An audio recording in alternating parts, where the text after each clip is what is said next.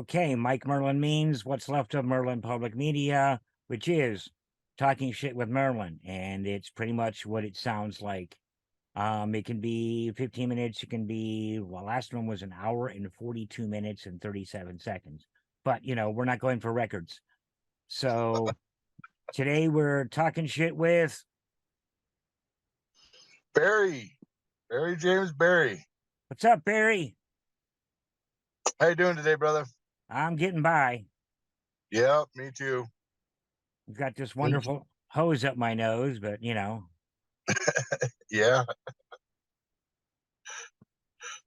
I've been fighting my own hornets today, so yeah, it's, hopefully next week when I see the doctor, I'll get a CPAP, and then everybody tells me life will be grand. But I'm not, as they say, holding my breath. well, I I did not when I first got my CPAP. I could not stand the thought of it. None of it. I just didn't like anything about it. Um, the first week I fought with it. It scarred my nose. I believe I showed you the scar on my Yep. nose from one of the masks and being allergic to it. It was a whole nightmare. And then I got the right mask and I slept through the night for 2 or 3 nights in a row. And I swear to you, it literally it put life back in my feet and in my body. I felt more alive. I've Um, a so bunch it, of people told me that. So I'm looking forward to getting used to it and then, going on. well, here's the curse. Um, like for me, for instance, when if I don't have my sleep app machine, I might as well be doing illicit drugs because I'm up for 2 or 3 days out of my mind. It's horrid. Um, your body becomes so accustomed to it and the breathing. Hmm. Every time you quit breathing, when you don't have it on, you wake up. So you essentially get pissed off and you don't sleep. It's rough. Well, how So big is I mean, I've had the mask on because I got that during the sleep study, but how big is the unit? it's maybe a half a loaf of bread. So I could literally take that with me to a gig and plug it in and work. Absolute. No, that's not what it's made for. It's not an oxygen supply to you for daily use. What Okay. it does is it puts your brain into REM sleep, and REM sleep's where your body actually repairs itself and does what it does. And but when you keep waking up from lack of oxygen at night, basically it stops your body from repairing itself essentially. So like people that have a hard time like when I'd get sick before, I'd be sick for 2 3 weeks at a time. Every time I got sick after the CPAP, it's 3 to 5 days.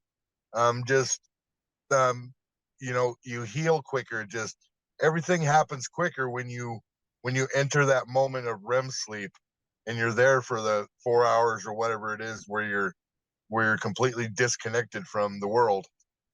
Hmm. You Well, know, okay that's then. So so it's a lot more than just getting your oxygen. It actually pushes down a thing in your throat and forces it down so you breathe evenly constantly. And okay.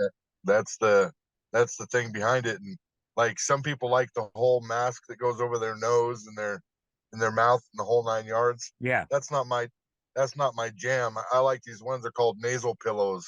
It's just a little strap that runs underneath your nose and clips up under your nose and no fuss, no muss. So it's kind of like this. Yeah, yeah, essentially a little bit. So about imagine that about 6 times thicker. Okay. You know what I mean? You know what I mean? Just a little thicker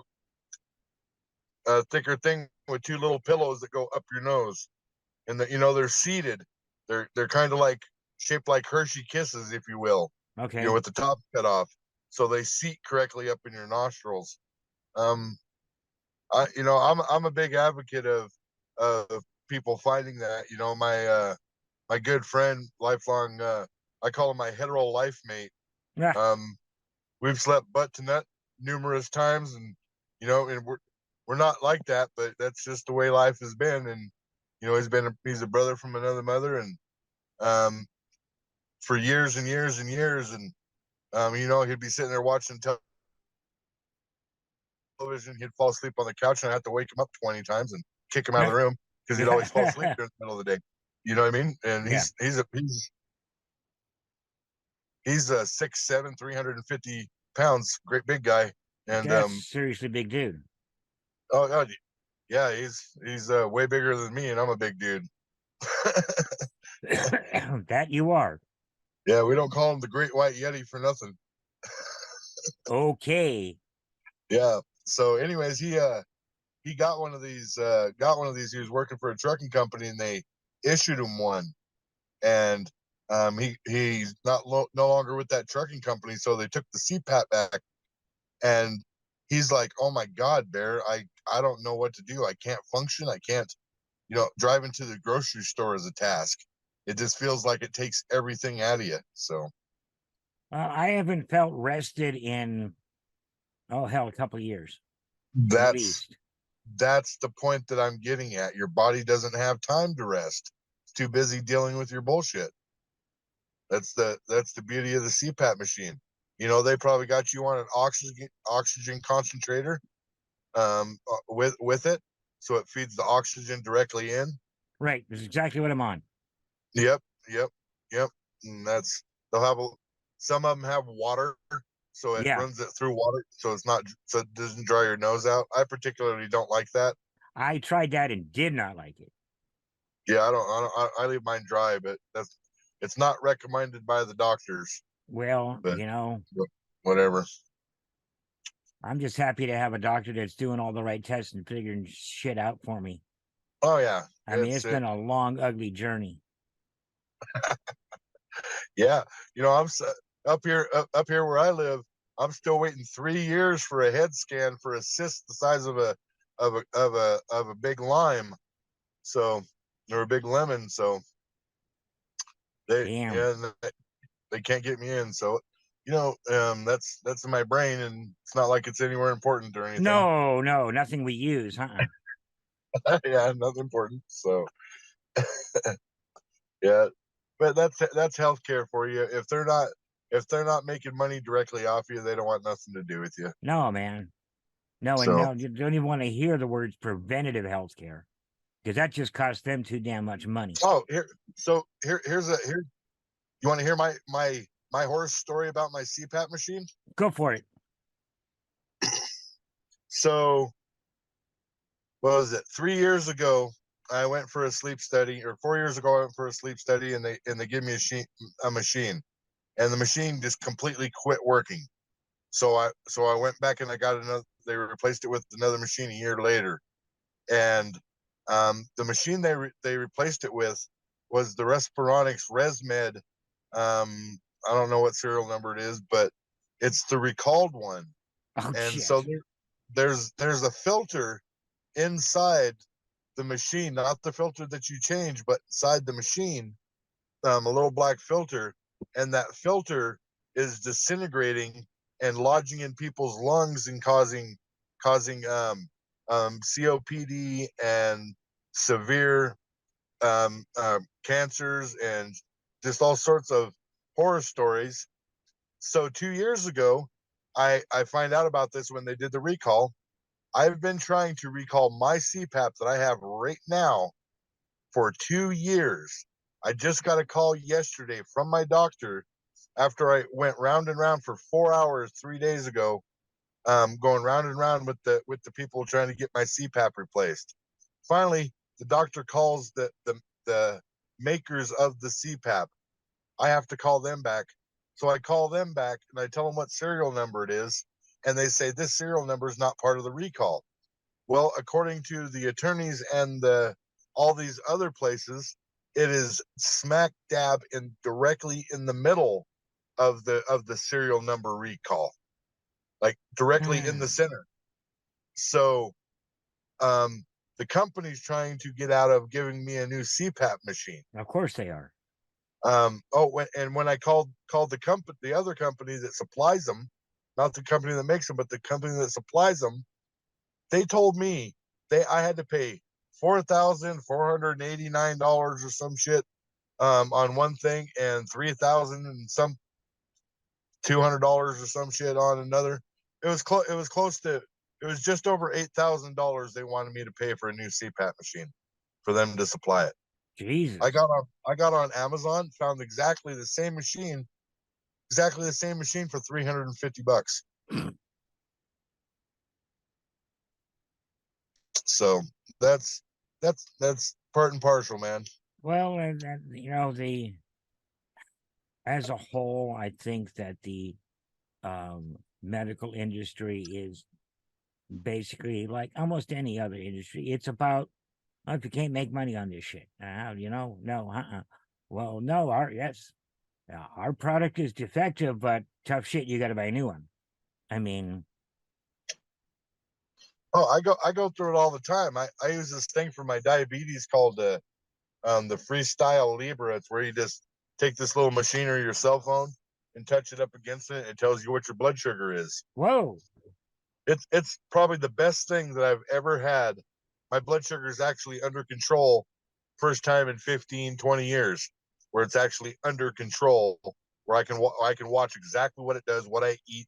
I found out milk, worst goddamn thing I can put in my body. it is, but on many levels.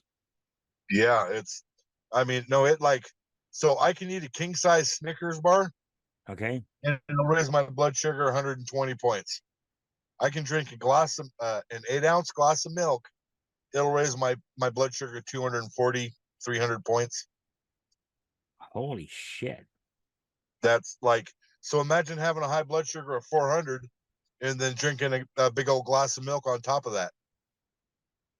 So Ah, we're up in the 600 range. yeah, which is like borderline dead. Yeah. Yep.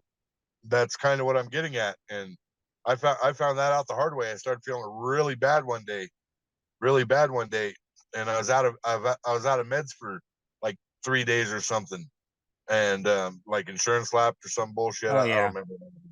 It was a couple years ago, but and I was feeling really bad, and I checked my blood sugar, like my finger pricked, and all it said was high. It wouldn't tell me a number. All it said was high, and then um my buddy next door had some insulin, and I took some of his insulin. Instantly felt better. And then I finally got a reading, and my blood sugar was 630, and that was the next day after a couple full doses of insulin and barely any food. God damn. So Don't even want to know where you were. yeah, it had to have been up there, like right close to kicking off, Yeah. you know. So dangerous, but that's, like I said, the medical industry, the screwed part about it is the medical industry does this and that to save our asses. And the reality of it is there's all these plants all over the planet that take care of us for what we need. Amen. Dandelions, cannabis, I can sit here and name a million of them. Yep. And everybody relies on, oh, I need to go get my medicine from the doctor. You know what? Well, both of us, Juanita and I both, if it's something that is absolutely that serious that I have to take a script, okay, I will. But if I can do it with an herb, I'm on it. Yep, yep.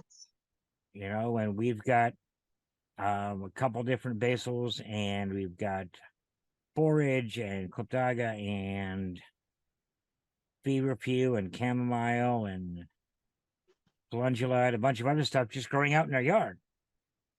Yeah, because that's how you're supposed to take care of yourself. And unfortunately, like I grew up in like farming. I can grow anything, and where I live here in Kingman, I could grow stuff, but the environment doesn't provide for it. Not the environment like the sun, not the environment like the water, but like the neighbors, the yard, the landlord, you know what I Yeah, mean? I I do asked him know. if I asked him if I could put in raised garden beds. He said absolutely not. You know what I mean? And so now it's just dumb stuff like big bags of potatoes, and we're growing potatoes and crap like that. Just what we can. Right. But but like I said, it's not it's not that we can't grow stuff. It's that the environment that we've signed our leases life into tells us that we can't. Uh-huh. You know, and that's like you move into some place and they got this big beautiful front yard. Well, what the fuck are you doing? It's Yeah. nice that it's nice you're feeding the bees, but you have a half an acre of where it could be carrots and celery and cabbage and lettuce and corn, and you know what I mean? And it doesn't make a lick of sense to me that that's how life is laid out. No, not a And bit. but on the other hand, it makes perfect sense if you think about it. The companies would be shit out of luck if we provided for ourselves. Uh-huh. So they have engineered it to the point where life is so easy. If like my family, if the grocery store is closed tomorrow and the water got shut off, what would you do? Well, other than the water, we would be okay for a while. Well, if you Because think about a complete system shutdown, yeah. I mean, in some sort of EMP issue, Yep. not necessarily war, but something along those lines. You know what I Mm-hmm. mean? A massive solar flare knocks everything out. Everything's out for 8 months, 9 months of the year. That's refrigeration. That's electricity. So gas pumps ain't pumping. That's Yep. you know what I mean? And so what do? Well, that's where learning and teaching your young ones how to grow food, how to find water, how to do these things. You're not necessarily in a doomsday scenario where it's helpful, but in an everyday life. Yeah. You know what I mean? Well, and you dehydrate. Uh-huh. In this case you can't freeze, but we have two dehydrators in the backyard.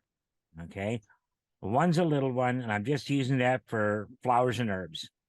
The other one is a big, not quite commercial, but it's a big ass dehydrator. I've been using it out there for, I don't know, 6 or 7 years. I've never plugged it in. Uh-huh. Why? You don't you don't need to in this environment. No, you don't. Uh-huh. And you take, get yourself say a 50-pound bag of onions. And you can do that in about 4 batches. And it takes about 5 days for them to go from absolutely supple to rock hard. And they'll last for years. Uh-huh. Years. And, when we shop for stuff like that, we're shopping for organic because the other stuff, first, I don't want to eat it. And we have to occasionally because, well, can't afford organic everything because, damn, why does it cost so much more to grow something with so much less? You know what I mean? No herbicides, no pesticides, no bullshit, and it costs more. Why is that? It's the exactly the same reason why you can get a bottle of Coca-Cola for 99 cents, but your bottle of water costs $1.50. Yep. And if you're buying Nestle water, if I had the strength, I'd kick your ass. They've got a well in California. They've had it for, I don't know, 30, 40 years. When they did the contract, it was $20 a year for all they could pull. It's still $20 a year for all they can pull. The water tables are going to shit. The farmland is going to shit. The orchard land is going to shit. And Nestle's selling water that they pay a millionth of a cent for $1.50. It's crazy. Well, all they're doing is kind of speeding up the inevitable. So if you look at the planet, for instance, the Sahara Desert, it's hot, desolate, arid. and it's a desert for a reason. And you know, half a million years ago, a million years ago, that was tropical um, land, and Mm-hmm. that's kind of what's happening. You're seeing slowly with like our weather in Arizona. They say it's climate change, but it's more like life change. When they're pushing the climate change stuff, I absolutely believe that we are pushing the inevitable quicker on all aspects.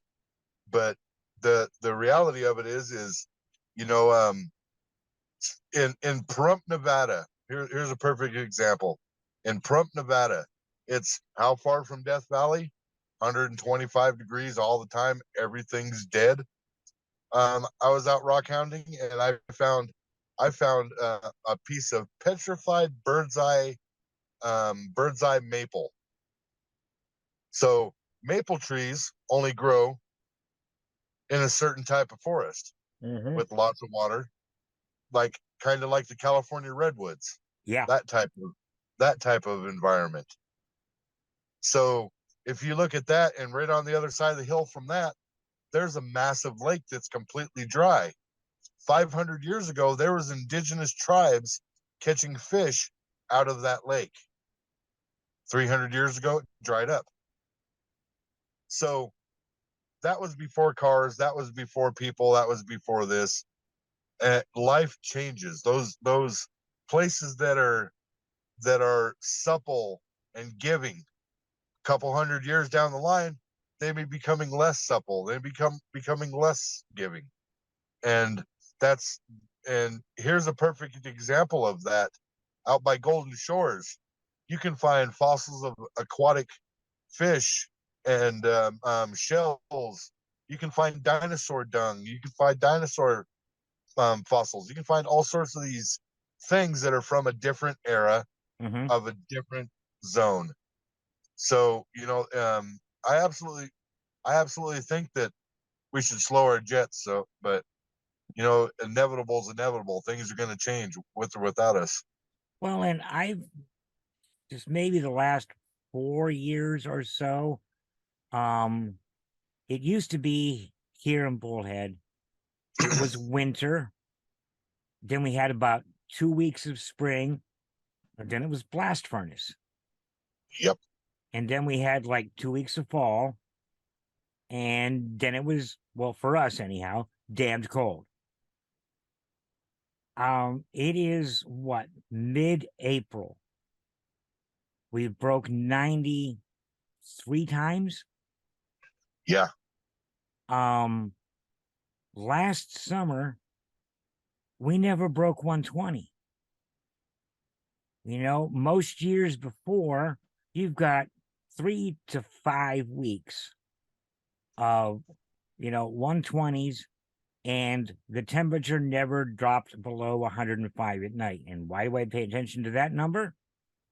That's the temperature at which plants stop metabolizing. They go into survival mode at 105.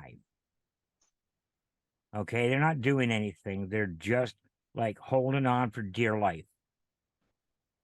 And I mean, we should be, I mean, it's the end of April. We should be upper 90s, 100s, low hundreds every day. Hmm. And it it's not been happening, but and I don't know. You're familiar with the old Farmer's Almanac. Yeah. I'm a true believer. Okay, those guys are seldom off. They're saying this summer is gonna be a scorcher, even here. Well, right now it doesn't look like it, but I mean, they're seldom terribly wrong. The old farmers seldom terribly wrong. So I'm waiting to see.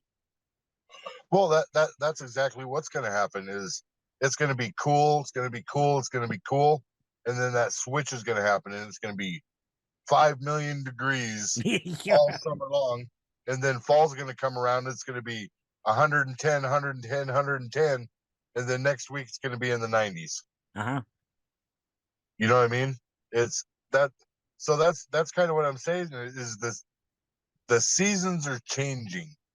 Um, growing up in down in Bullhead City, going to school and all that shit, and I've lived all over that whole area.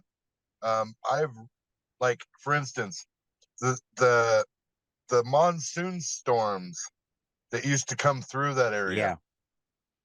Yeah. Yeah. You guys got a pretty good one at the end of the season last year. Remember that one? That's how Yeah. every monsoon storm Yeah. was. They were just tear the roof off, rip the trees down.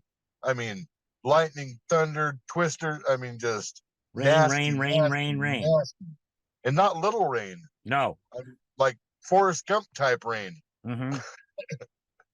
It's coming from everywhere. Big drops, little drops from the ground, from the sky, sideways. I mean, it's, and that's just not how they are now. No. Now they're little itty bitty microbursts that come over. We've had them here where 5 houses down, it's absolutely pouring rain, Yep. and there's not a drop hitting my house. Nothing. Yeah. We've used we try out weather apps just because it's kind of fun. And rain in 20 minutes for the next 90 minutes. And we're like, dum de dum de dum de dum. My brother-in-law, the other side of town, calls, it's pouring. But the other thing, and this is going into actual man-made shit. There's a thing called an urban heat island. Okay. So the area holds heat, and then it lets it back up. Heat rises, weather systems run into that and go around it. Okay. And the causes are blacktop, dark roofs, and people being too fucking stupid to plant a goddamn tree. If everybody in this town planted a tree, one, we'd start seeing rain again. It'd take 2-3 years for those trees to get mature, and then here we go. Well, look what Bullhead did. Every mature tree downtown, maybe 2 or 3 of them are left. Yep. They cut them all down. Yep. Oh, it's a hazard. Cut it down. It's a Then they hazard. Cut it down. put up those sun sails. Uh-huh. You see them a lot of places, a lot of like in schools and shit. And I'm like, that's nice. Plant a tree. In the last 4 months, we put 4 or 5 trees, at least 4 or 5 trees in the ground. We're working on more. We're doing a real slow transition from trees to trees that give us something more than just shade. We lost all our citrus trees to a blight 6 or 7 years ago. We're planting oranges, lemons, clementines. Okay. Be nice, full, shade giving trees. Oh, yeah, with food. Food. Plant a tree that's going to give you something. If it's not food, make it medicine, but something.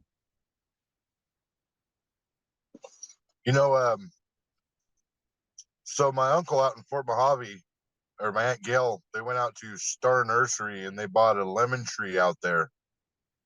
And they came home and they planted it, I don't know, almost 10 years ago now.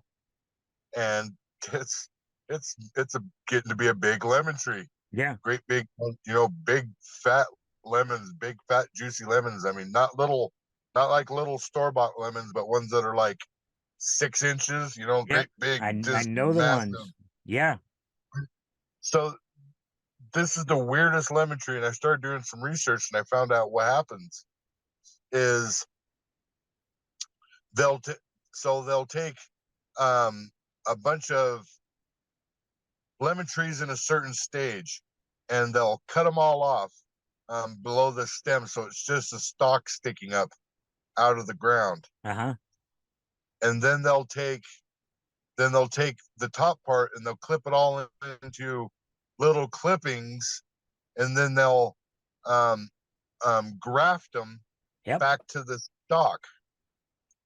So the tree that they have, like right now, one whole side of the tree is in flower. The other side has great big fat mature lemons on it, and Wow. it's almost like a chimera. It's almost like it's almost like a chimera, two totally Whoa. different trees connected to one growth stalk. You know, you that's how you have you heard of genetic grafting? Oh yeah. So that's what they're doing. And I'm guessing what happened was they probably take all these clippings they throw from 5 or 6 different trees, and then they send that to the next people, and the next people reach in, grab two clippings out of there, graft it to a stalk, send it out to the people. So now it's growing. So it has two healthy growth stalks on it. So I'm guessing that it has genetics from two different species of lemon, It's very because possible. the one with the small, or with the flowering right now, they're not the great big monster wrinkly brain looking lemons. They're the smaller, the smaller The smooth pretty skin. ones. Yeah, so it's kind of cool. Seeing those It's kind big of monster bumpy lemons, which are delicious, are not considered pretty. People don't want to buy those because they're not like uniform and smooth, and like, no, that's humans today with anything. yep. Owning my rock business, starting out, everything was, this specimen is from this mine and this place, and it is da da da. And you run down all this specimen stuff, and they shake their head with doe eyes and go, yeah, whatever, and they walk away. But then you present to the same people. Look at this pretty, shiny, beautiful. Da, da, da. I mean, as soon as you start using those kind of words in describing something, they get it. It's kind of Hmm. weird. It's it's it's it's all in how it's advertised. You know that. Oh It's all in yeah. how you advertise it. It's silly humans. Uh huh. Sometimes they worry about us. I don't know. Yeah. Well. One day we're Yeah. gonna find out we're not the top of the food chain, and then like everybody's gonna be like freaked. Yeah. That's gonna be an interesting day. But Kind of hope I miss it, to be honest with you, because that's gonna be an ugly day. You know, yeah, I'm hoping for like a front row seat to like um um Yellowstone or a meteor. I mean, just something massive. I just, that's how I kind of want to go. well, if I recall correctly, we are just clear of the blast zone of the Yellowstone caldera Yeah, see, by that like sucks. less than 50 miles. So yeah, I guess that is a pretty good front row seat, though. Yeah, Yeah, but you know how math is. yeah, It'll end up being no, that's minus 17 miles. Y'all are dust. yeah. But That's cool. I'm good with that. well, if it's something like that, take me out. Either take me out in the beginning or leave me off to the side someplace kind of safe so I can try to rebuild this shit right. Ain't gonna happen.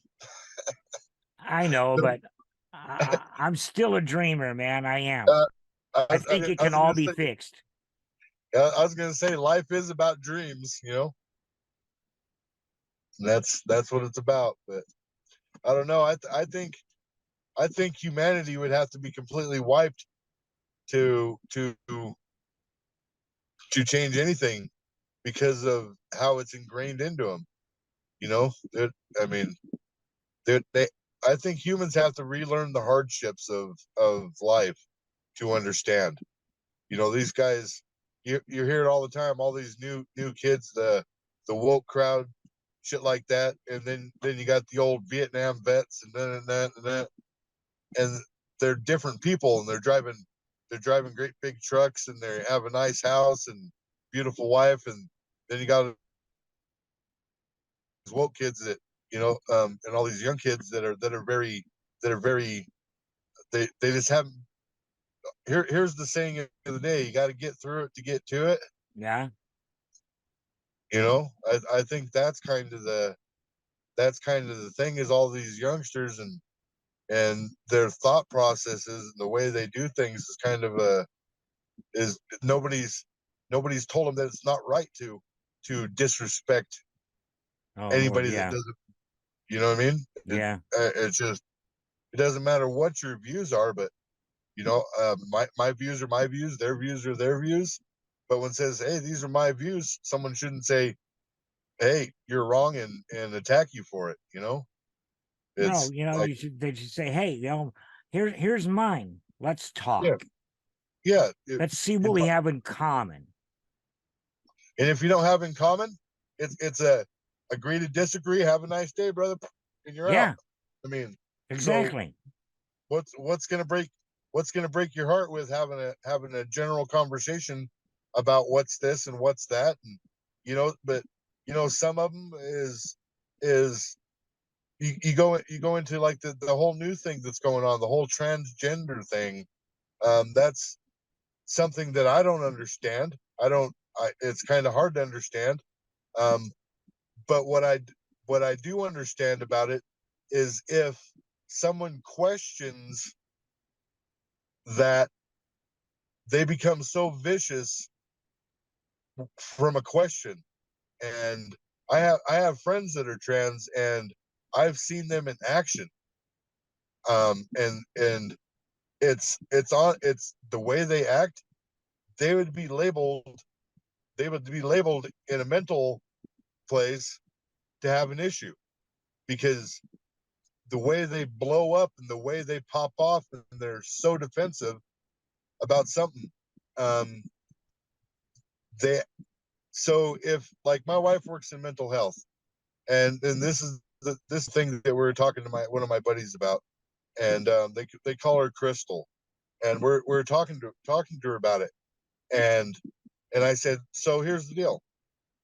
This guy saw in his house a monster with 4 arms, and it was coming to get him, and he freaked out and ran out the front door. And now he's afraid to go back inside that house, because he knows for a fact what he saw and what he felt, in the whole 9 yards. Mm-hmm. Now that is a fact in his mind. Right. Well, if you go to a mental institution and get help and say, I saw this, they're going to say, oh, you're having delusions, you're having this.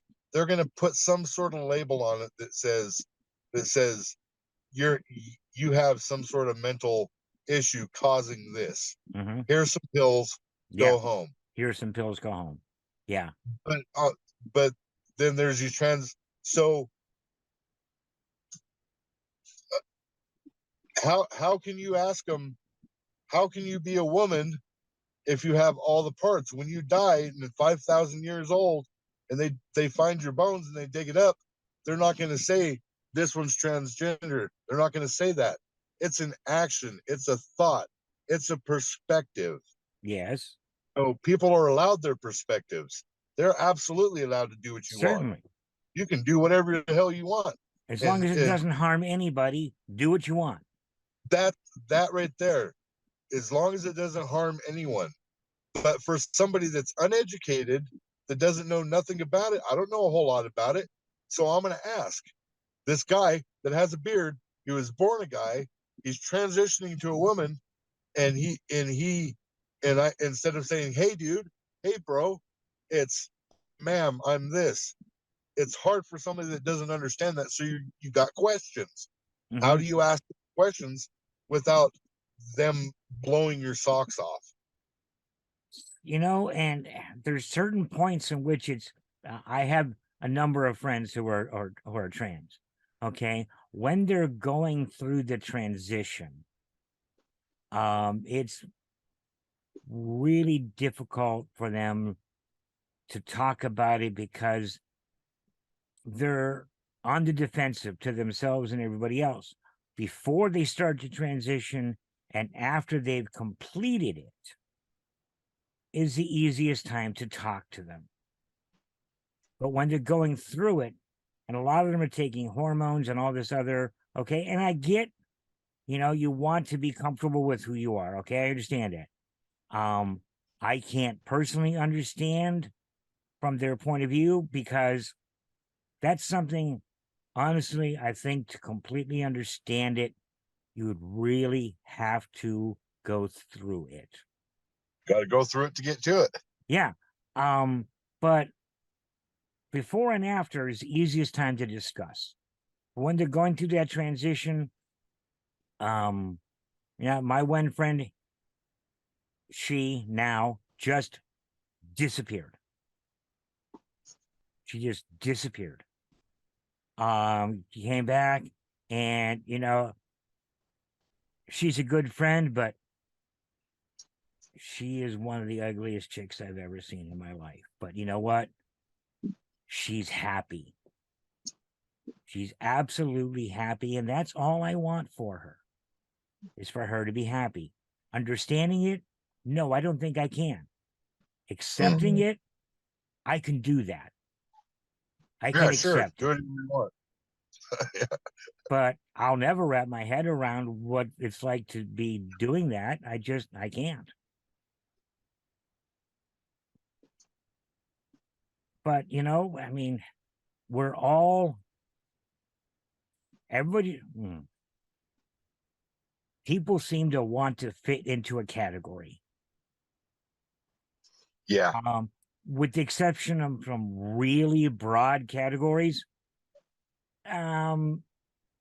they don't work because when you put yourself in a category or someone else, then you feel forced to conform to what that is. Just be yourself, do your thing, don't hurt anybody, and why can't we all just get along? Yeah. I've ran several like organizations where we had, people come in and be part of a team. And so I did this paranormal research thing for a long time. Yeah. And after a long time of taking on new members, I started to see a pattern in people. Um, Paranormal was just then hitting the big fad. Oh, It just okay. started happening. Yeah. So people started to get involved, because they could wear the shirt. They're part of a team. They're Uh-huh. part of something. It gives them meaning to be part of something. And then to have other people that are just as just as out searching for whatever. Everybody knows.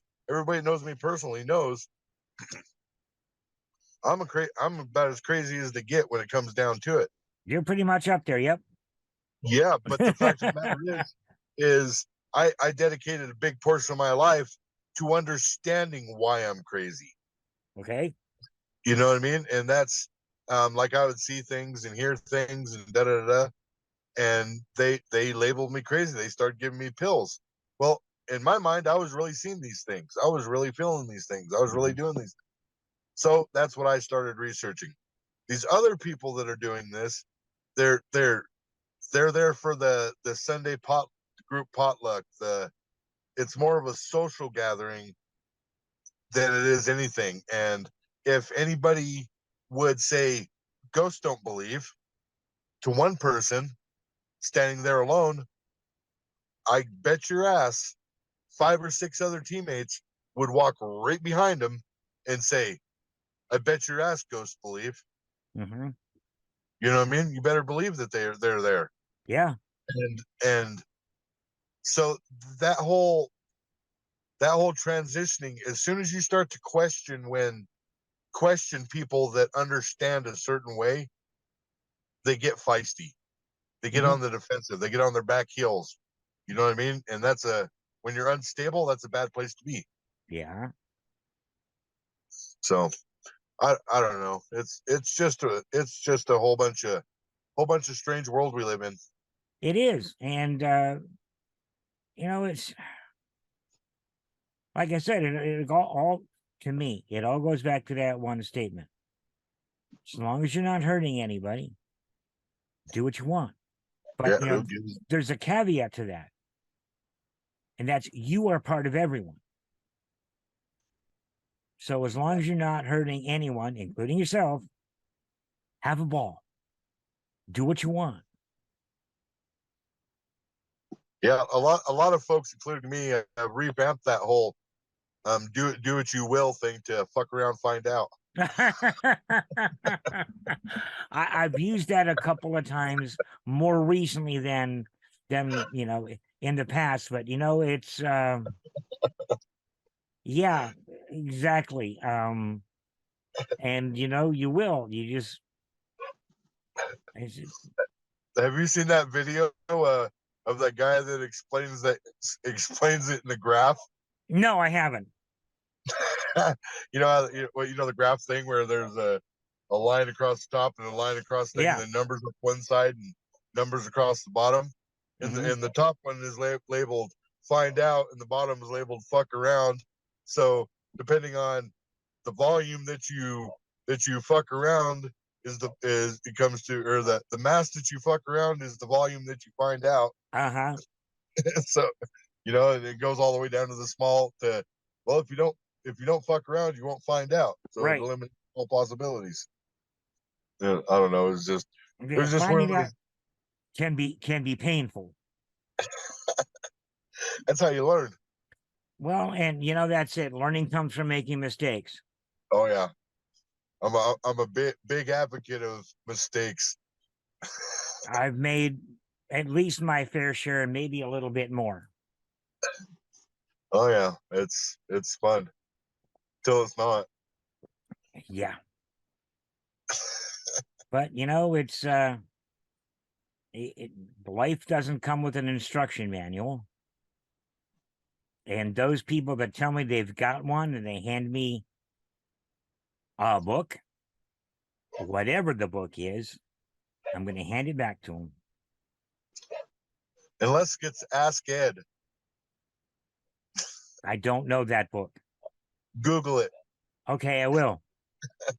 Okay, I will. The closest thing I have to, I'm not even going to use the word sacred, but a book of guidelines is the novel Stranger in a Strange Land. Have you ever read it? So I'm gonna tell you the truth right here, and this is weird. Novels like that, books like that, stories like that, I have probably in my entire life read 5 entire books like that. But on the other Okay. hand, I have read more stuff than most people can comprehend. I read everything. I just don't.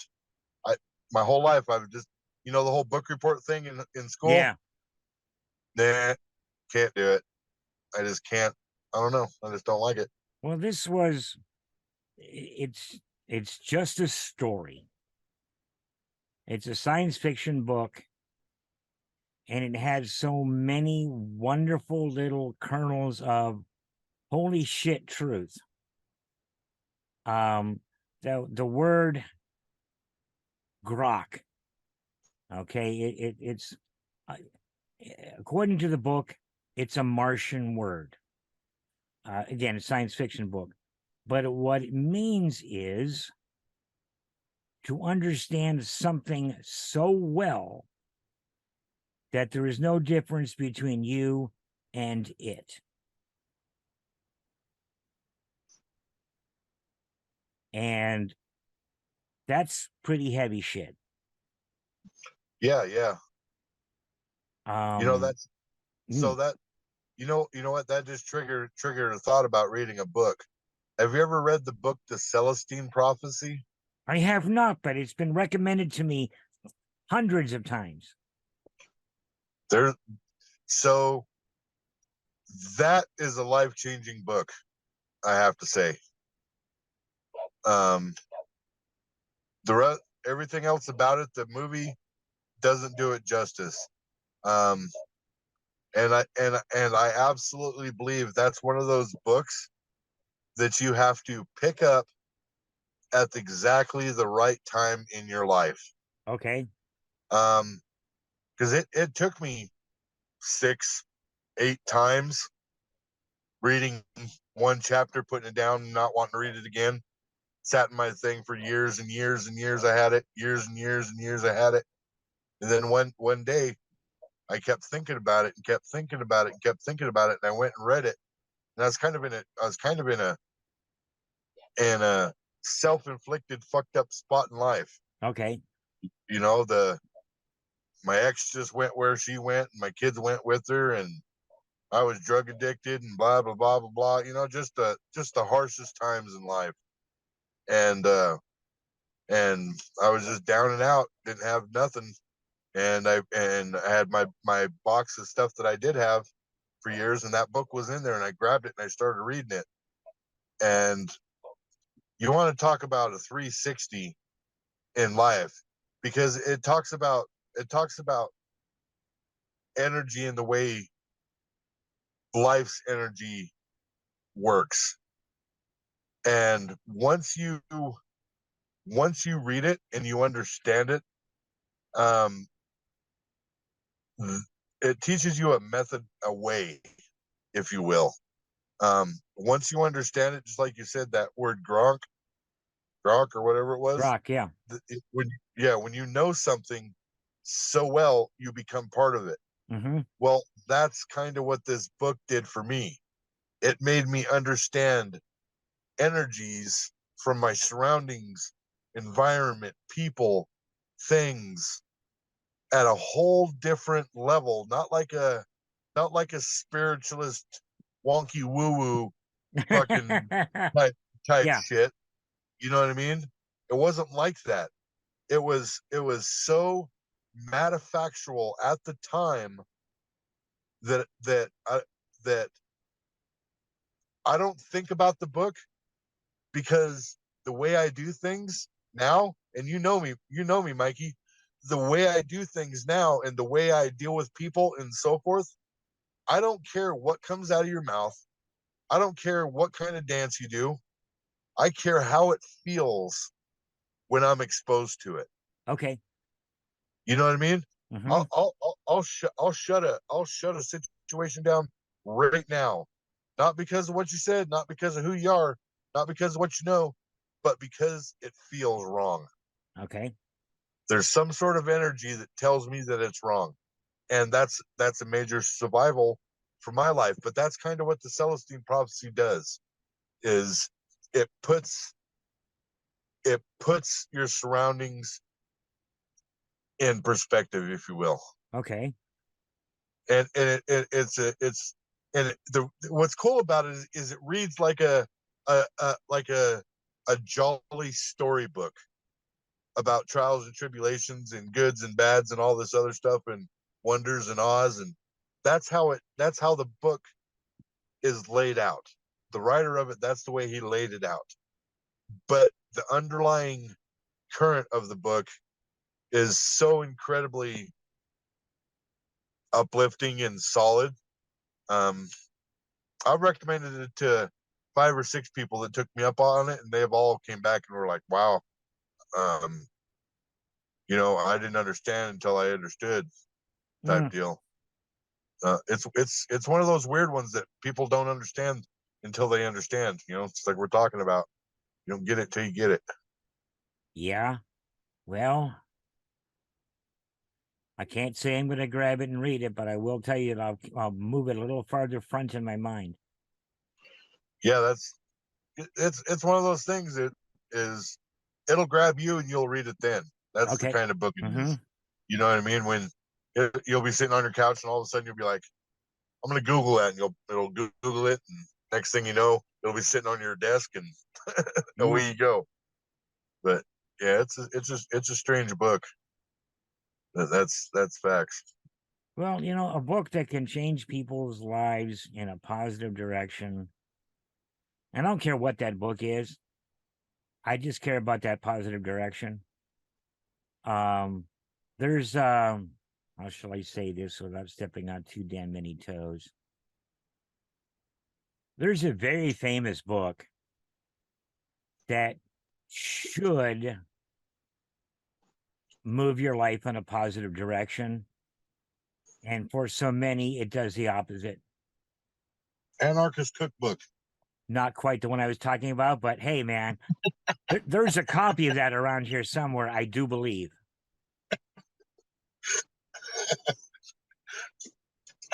And you know exactly what I was talking about.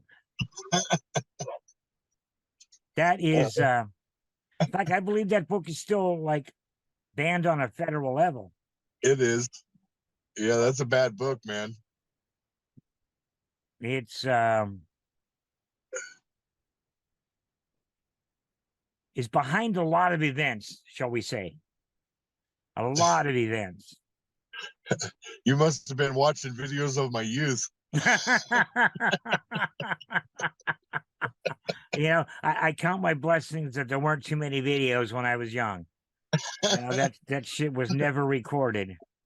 I think that's a good thing for at least for me. Yeah, we didn't have. You had to have a big ass camcorder, and so And it a was. huge battery pack over your shoulder. And yeah, no. And now everybody's got a video camera in their pocket. Yeah, And I think in the long run, that's going to do more harm than good as well. sure it is. I mean, look, are already just since they started developing film and shit like that on a regular basis at the little quick stop, um, you know, they started finding all those photos of like that one senator that did blackface or something, Yeah. and you know what I mean, just obscure shit that you do when you're a kid, Yeah. just being a kid, you know what I mean, no harm no foul, and now you're up the creek. Well, and again, that whole thing comes back to, and I just keep coming back to it. If you're not hurting anybody or yourself, have a good time. Yeah, And, you know, I mean, it's so simple. It's so simple. And there's not a whole lot of things we have to conform to. You know, a couple of big rules, like, you know, don't kill people. All right, that one's kind of universal. You know, unless they're drive. pedophiles. What? Unless they're pedophiles. Well, there's exceptions to every rule. You know, drive on the right side of the road. Stop at a stop sign. Those things are going to keep you alive. But there's not that many rules that are universal.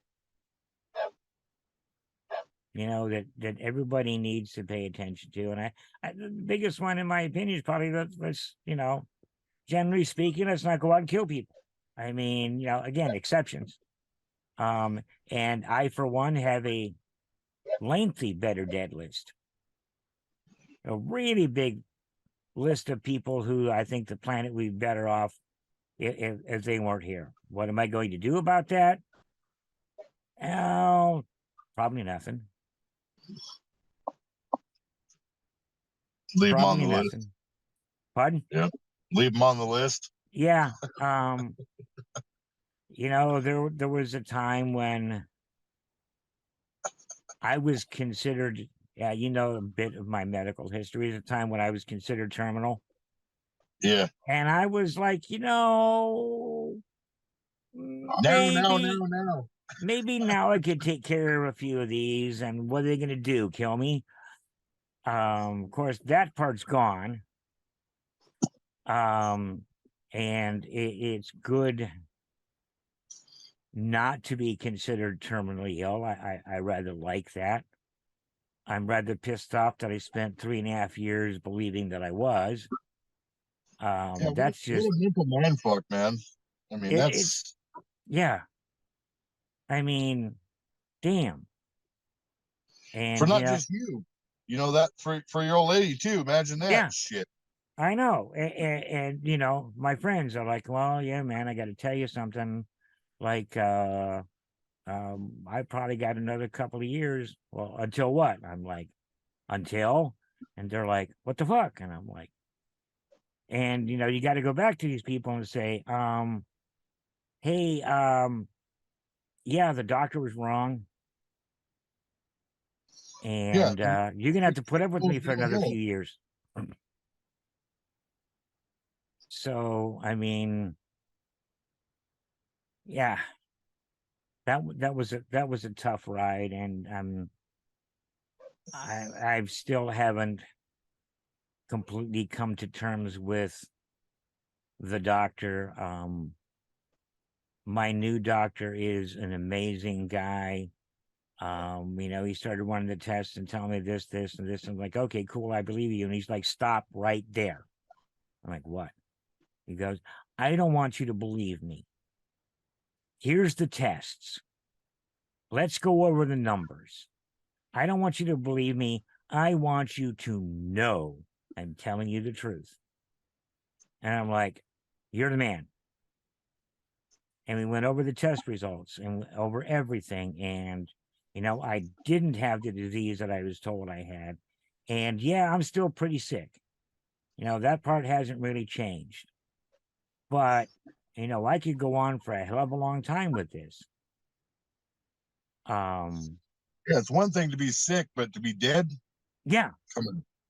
Or to be looking at it, every day, okay, what can I do to make life easier for the people I leave behind, even though I feel like shit every single day. And damn, I think finding out I didn't have it was harder than finding out I had it. Yeah, because you're pissed then. Oh, I gotta tell Yeah. you, I couldn't even talk about it for several days. No, I'm sure. Because I was either going to start screaming or crying or both. Um, yeah, yeah, I'm. It's good news. I'm happy about it. I like the fact that the problems are all being diagnosed. I like the fact that one of the things I have other than COPD, which like everybody our age has COPD. I don't care who you are. I mean, we've all got that. I don't know why it is, but everybody's got it. But he's like, you've got emphysema. I'm like, okay. He goes, you know what that is? I'm like, nope. He's like, emphysema is where you cannot get all of the carbon dioxide out of your lungs.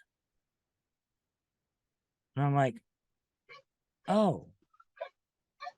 So in that case, then automatically your whole respiratory system is working less efficiently because you got this big ass pocket of carbon dioxide stuck in the bottom of your lungs. Okay, I get that. He's done right by me so far. He's like, um, I'm listening to you breathe and your test, and we're gonna get sleep study. And I'm like, okay. I don't know what that's gonna do. And so I told Juanita, and she's like, yeah, you stop breathing in the middle of the night. I just kick you, you start breathing again, and I go back to bed. Yep. Which is so typical of Juanita. But I mean, I suppose if I didn't start back up again, she might have done more than that. But I'll get that CPAP machine and see where it takes me. And um, from talking to you, talking to many others, I've got really a lot of hope. I got really a lot of hope about being able to do much more than I am doing right now, which is, in all honestly, not a lot. Yeah, it definitely puts some zip back in your step, dude. You'll be That's surprised. I need that. I really, really do, because I mean, they're I didn't think about it too much, but when they were doing the questions and stuff before the sleep study, when you wake up, do you feel refreshed? I'm like, no, that's not right. And How long has that been the case? I'm like, I don't know. Years? And she's like, okay. But when she came in that first time to wake me up and put the CPAP on me, she was scared. Apparently, I stopped breathing for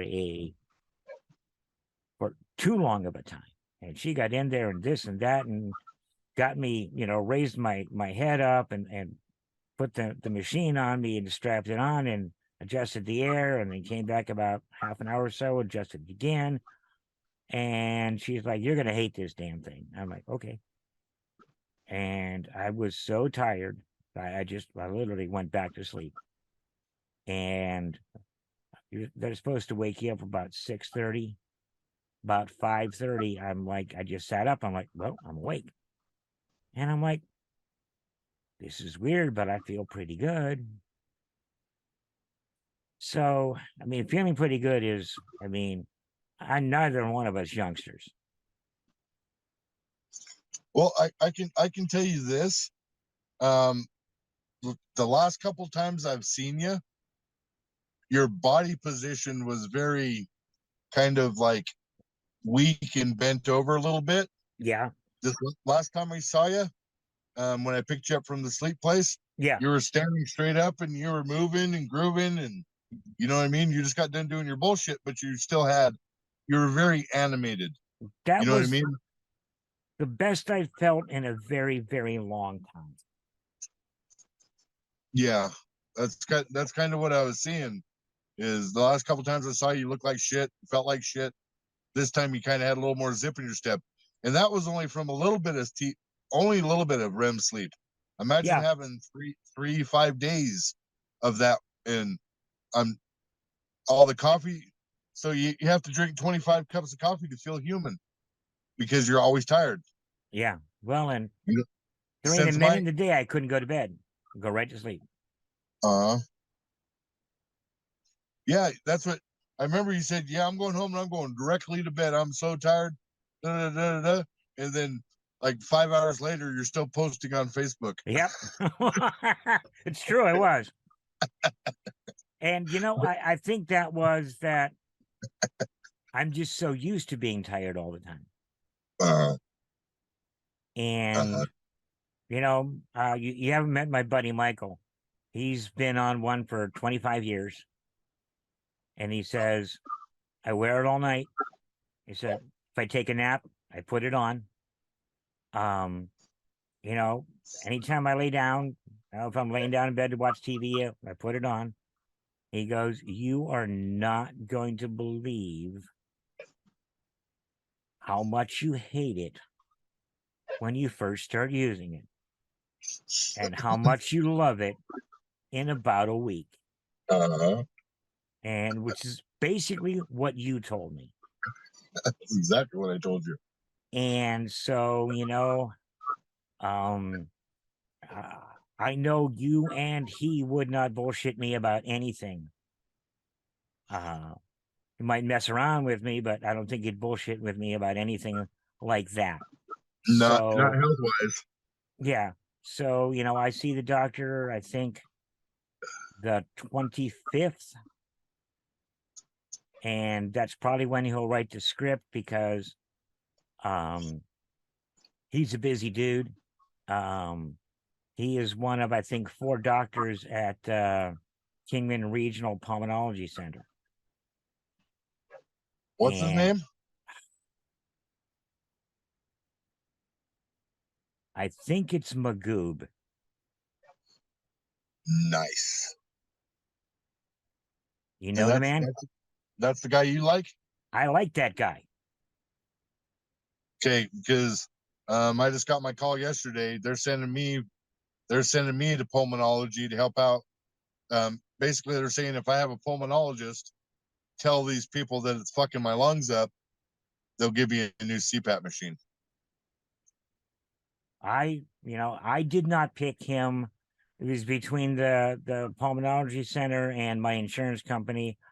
I got him. And he's like, he listened to me breathe and he checked my fingers and this and that and the other thing. He's like, okay, what we got to do is do all the tests over from the beginning. And I'm like, okay.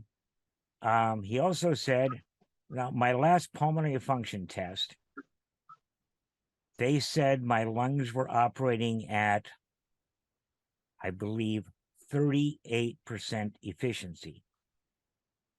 And he point blank told me on my second visit that were that the case, there was no way I could have walked into that office upright without a concentrator. He said, it's just not possible. And I'm like, I kind of thought that, but this is my doctor and he's telling me this. And until he said something utterly unbelievable, I'm like, okay, this is my doctor. But this guy, I really like him. I really like him. In fact, the first time I saw him, I just, he's working with a student doctor, and do you mind if the student doctor works with me while I'm seeing you? And I'm like, well, yeah, everybody's got to learn somewhere. If you don't learn hands-on medicine, you're not going to learn anything.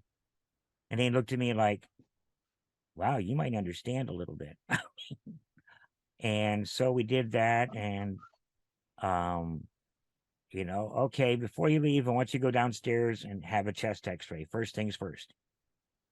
And I'm like, okay, where's that? She goes, go down the elevator and look for the big sign that says x-ray. And I'm like, okay, you're a bit of a smartass. I like you even more. But I go down there and I sign in, and I sit down, and about 2 minutes later, they call me up, confirm everything, date of birth and, insurance card and blah, blah, blah. I sit back down, I call Winnie, and I'm like, I got to have a chest x-ray. I have no idea when I'm going to be home. I hung up from her. I opened a game on my phone, and they called me back. Now, it's been about 10 minutes. And they apologized for making me wait so long. And I looked at the tech and I said, where the hell am I? She's like, radiology. I'm like, you don't understand. In Bullhead, I'd had an hour and a half to 2 hours sit on my ass waiting. And you're apologizing for 10 minutes. I'm in the right spot. That's one good thing about Kingman. That's the only good thing about Kingman.